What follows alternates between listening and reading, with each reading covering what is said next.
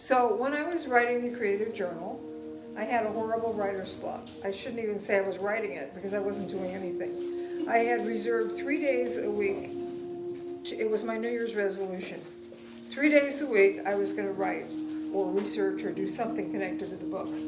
3 weeks went by. I was sitting at the typewriter. I hadn't gotten one word onto the page. Yeah, I was making little notes by hand, but I wasn't writing anything.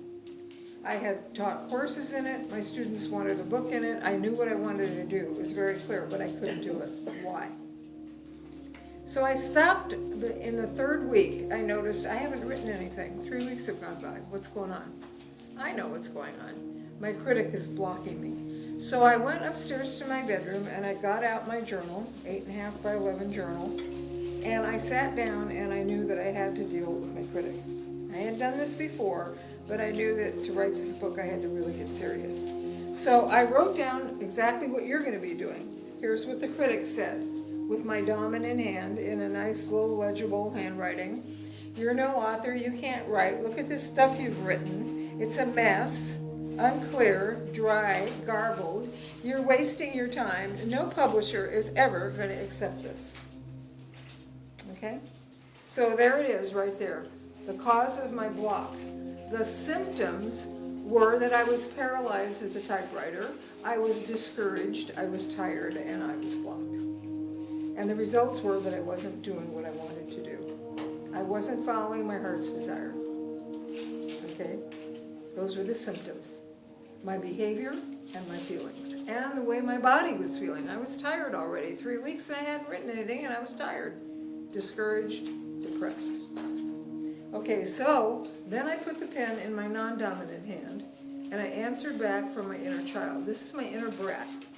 My inner child is very creative. It does not want to be blocked or stopped, and it's very bratty and sassy and mouthy. Okay? And it's a good thing. So my inner child says, I'm going to do it anyway in spite of you. You see? I am doing it. In other words, I am showing up at the typewriter on the days that we've scheduled. I am doing it. I haven't let you get me. You're the one who's wasting your time. Get lost, will you? And it's like a voice shouting. It's way bigger than the critic, isn't it? Very big.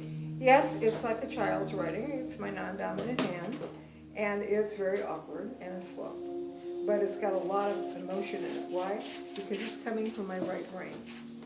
My right brain just is not going to stop being creative, period. That's basically what it's saying.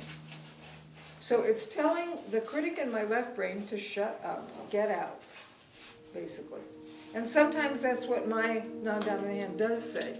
Just shut up and get out. I'm sick of you. And then I go on and do what I'm going to do. So what happened? What's the next chapter of the story? I went right back down to my office, sat down at the typewriter, and I started writing this book. And I finished it in 3 months, exactly as you see it here. Sat down, started writing the introduction and the exercises, and the words flowed out. I never had another block while I was writing this book. Done. I had a block when I was writing The Power of Your Other Hand, and I did the process all over again. And that process is in that book. Okay, so it comes up every now and then. I don't get writer's block anymore because what would I say to a critic about you can't write? I'd take them over to the bookshelf in my office and show them, excuse me, 18 books, I can't write, come on, get out. So silly, right?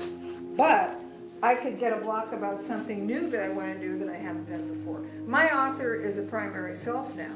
She's not disowned. She's not in the closet. That part of me came out when I wrote that book. That's the part of me that that critic was trying to block off.